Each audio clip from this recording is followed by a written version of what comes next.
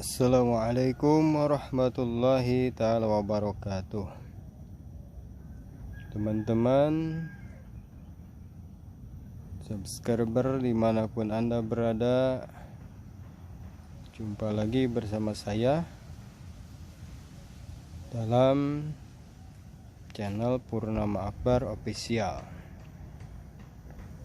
Di dalam video kali ini saya akan berbagi sedikit pengalaman atau penjelasan tentang pikiran bawah sadar dan pikiran sadar, atau pikiran sadar dan pikiran bawah sadar. Sebenarnya pikiran sadar dan bawah sadar sudah dijelaskan oleh ahli-ahli beberapa ratus abad yang telah lalu, terutama oleh ahli psikoanalis di dalam ilmu fisiologi, yang mana salah satunya adalah Sigmund Freud. Beliau mengibaratkan atau menjelaskan bahwa pikiran sadar dan bawah sadar seperti gunung es yang nampak di atas permukaan laut.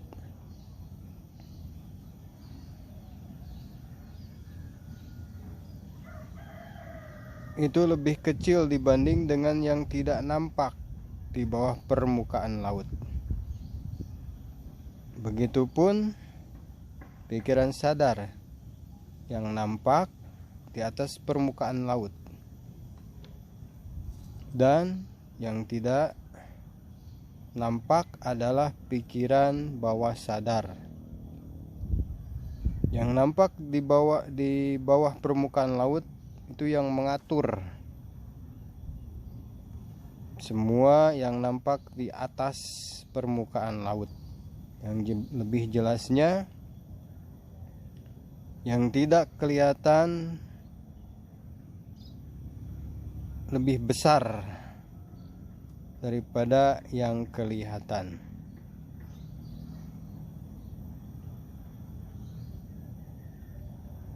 Aktivitas kita, keseharian kita, dari mulai bangun tidur sampai tidur lagi, bahkan ketika kita tidur pun semuanya dikendalikan oleh isi pikiran kita. Jadi tindakan kita itu dikendalikan isi pikiran kita. Contoh, ada dua orang yang mana orang tersebut beda pemikiran, beda tujuan, beda keyakinan, dan juga beda di dalam hal apapun. Contoh, si A, ketika si A melihat satu binatang, katakanlah binatang tersebut adalah harimau, dan pasti otomatis si A tersebut akan lari terbirit-birit. Kalaupun akan bersembunyi, pasti bersembunyi, karena alasannya takut dengan binatang tersebut yang dinamakan harimau. Apa alasan yang bisa membuat lari terbirit-birit atau bersembunyi? Karena alasannya takut dimakan oleh harimau tersebut, atau takut dicabit-cabit oleh harimau tersebut. Tetapi jikalau si A tersebut ditanya apakah sudah punya pengalaman bahwa pernah dicabit-cabit oleh harimau, pasti jawabannya belum. Di manakah pengalaman tersebut sehingga bisa jadi keyakinan di dalam pikiran Anda? Kalau ditanya, pasti jawabannya dengar dari orang lain. Jadi jelas, tanpa pengalaman itu pikiran, informasi yang ada dalam pikiran itu menentukan tindakan kita. Isi pikiran itu menentukan tindakan kita. Berarti otomatis walaupun belum pernah mengalaminya, dikarenakan informasi dari orang-orang lain bahwa ketika kita melihat satu binatang yang dinamakan harimau, binatang tersebut adalah ganas. Binatang tersebut pemakan daging. Binatang tersebut jikalau bertemu dengan apapun pasti akan dimakannya. Karena informasinya seperti itu, karena mendengar dari orang lain, sehingga menjadi satu keyakinan, yang mana keyakinan tersebut bisa membuat si A tersebut lari terbirit-birit. Itu contoh yang pertama. Contoh yang kedua, si B. Katakan si B ini anaknya pawang, harimau yang populer. Bisa dikatakan pawang harimau yang masyhur atau terkenal. Nah, si B tersebut dari mulai kecil sudah terbiasa bermain dengan yang namanya harimau. Dari kecil sudah terbiasa mengajak main harimau. Bahkan dari mulai usia dini pun sudah mulai bercanda dengan harimau.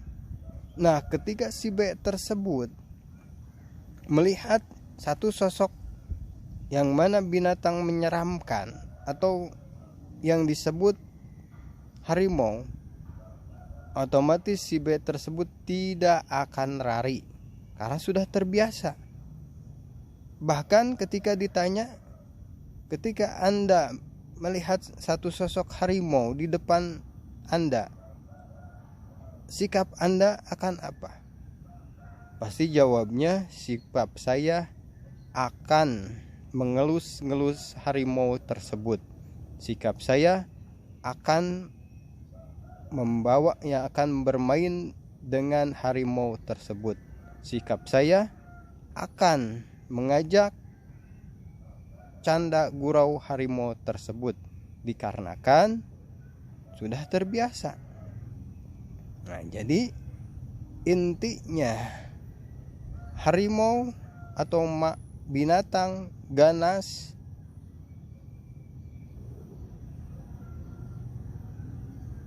belum tentu mencabit-cabit kita, belum tentu memangsa kita, belum tentu menyelakai kita, karena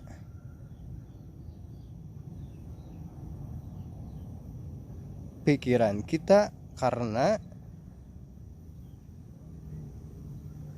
otak yang ada di dalam benak kita itu yang mempengaruhinya, sehingga timbul ketakutan. Jadi antara si A dan si B itu berbeda. Si A mah takut karena melihat harimau walaupun belum tentu memangsanya. Si B mah pasti mengajak bercanda si harimau tersebut. Jadi intinya pikiran kita atau isi pikiran kita menentukan tindakan kita, sikap kita, perilaku kita. Karena pikiran yang berbeda, jadi tindakan kita menyikapi sesuatu itu berbeda sesuai dengan informasi. Contoh yang tadi, informasinya bahwa harimau tersebut akan memangsa atau mencabit-cabit.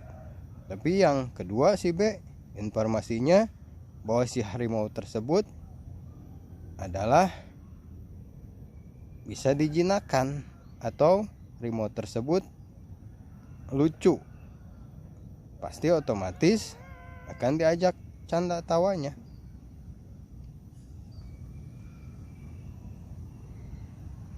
Karena tindakan yang akan mempengaruhi nasib kita, tindakan yang akan mempengaruhi hasil daripada cita-cita capaian dalam hidup kita ini,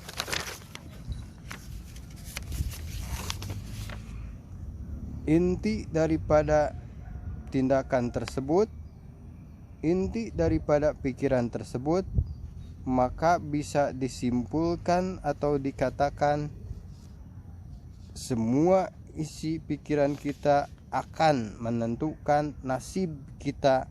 Semua isi pikiran kita akan bisa mencapai cita-cita dalam hidup kita ini. Jadi intinya,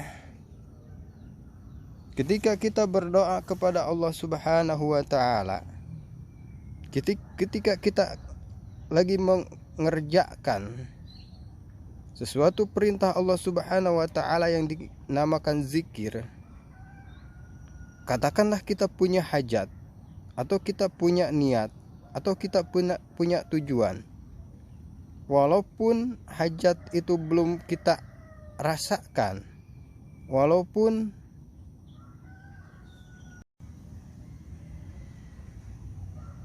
niat kita belum kita rasakan, hajat kita belum kita alami, cita-cita kita belum kita capai, tapi kunci di dalam pikiran kita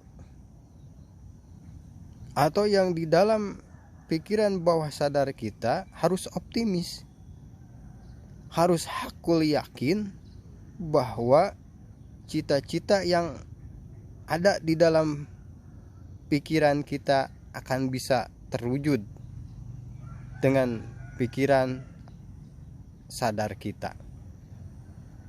Harapan yang kita inginkan, harapan yang kita dambakan di dalam kehidupan kita akan bisa dikabul Allah sesuai dengan pikiran sadar kita. Karena yang tadi itu semua pikiran bisa mempengaruhi nasib dan tujuan kita, terutama ketika kita berzikir kepada Allah, terutama ketika kita bermunajat kepada Allah Subhanahu wa Ta'ala. Kita harus benar-benar yakin dan benar-benar meyakini apa yang diinginkan oleh kita dan apa yang dicita-citakan oleh kita bisa terlaksana, terwujud di dalam pikiran sadar kita. Jadi inti daripada tersebut adalah ketika kita mau apapun, wujudkan dengan pikiran-pikiran yang positif. Wujudkan dengan pikiran-pikiran yang bagus. Wujudkan dengan pikiran-pikiran yang yakin pada apa yang kita cita-citakan dan apa yang kita inginkan. Nah, untuk sementara kita bersambung aja dulu supaya tidak terlalu panjang. Di lain kesempatan akan saya bahas lagi inti daripada tersebut, pikiran sadar dan pikiran bawah sadar. Pikiran sadar kita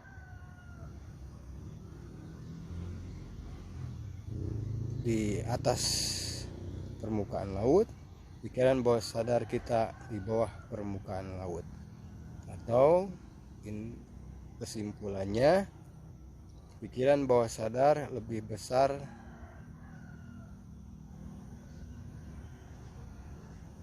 atau lebih berperan daripada pikiran sadar kita. Pada semuanya, jangan lupa dukung terus channel saya Purnama Akbar Official. Yang belum subscribe dulu, karena subscribe adalah gratis. Like, comment, and share sebanyak-banyaknya. Semoga ada guna dan manfaatnya bagi semuanya subscriber dimanapun Anda berada. Terima kasih. Wallahul mu'afiq ila aqwamit thoriq. Wassalamualaikum warahmatullahi taala wabarakatuh.